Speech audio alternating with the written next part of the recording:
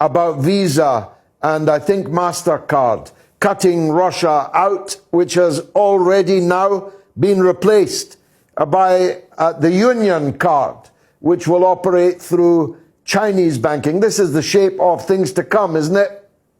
Yes, yes, definitely. I mean, this is probably the most self-defeating U.S. policy of 2022. I say that, and there's a lot of self-defeating U.S. policies because the West underestimate its own strength and they underestimate the power of China because China definitely got Russia's back.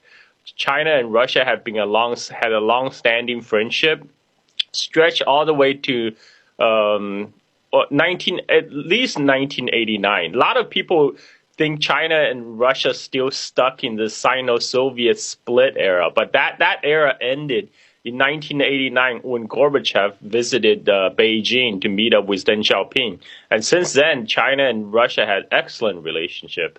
And it's not in the interest of China to see Russia fall before the power of NATO because they know they will be next if Russia does fail. And China now has the power to financially support Russia.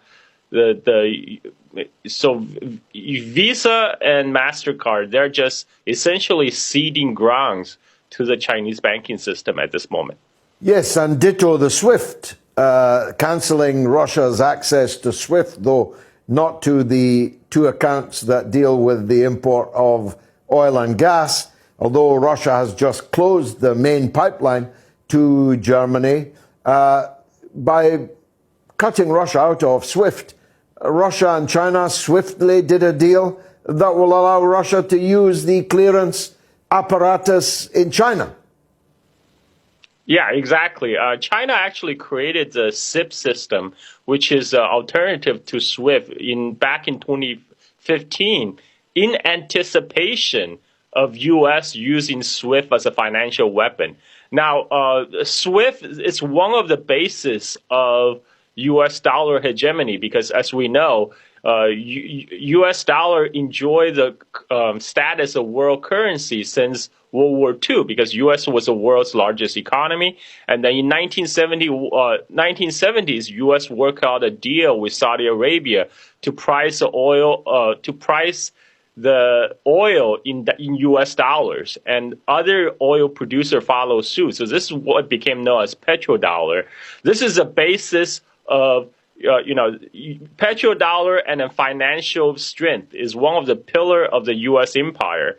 And it's quite amazing to me now U.S. is sabotaging one of its own pillars of its own hegemony because now Russia will be forced to move off the dollar and to settle its trade with China, one of its top trading partner in Yuan. And this is just the beginning of an end for the dollar hegemony because as of earlier this year, Russia-China trade, only 17% was settled in Yuan. But now they're going to move most of it in Yuan. And this is just the beginning. I mean, Russia, U.S. did this to Iran a couple of years earlier, right? So we're going to see Russia, Iran, and pretty soon more people is going to switch off this SWIFT system because one of the reasons for the dollar hegemony is because it's not only U.S. was the world's largest economy,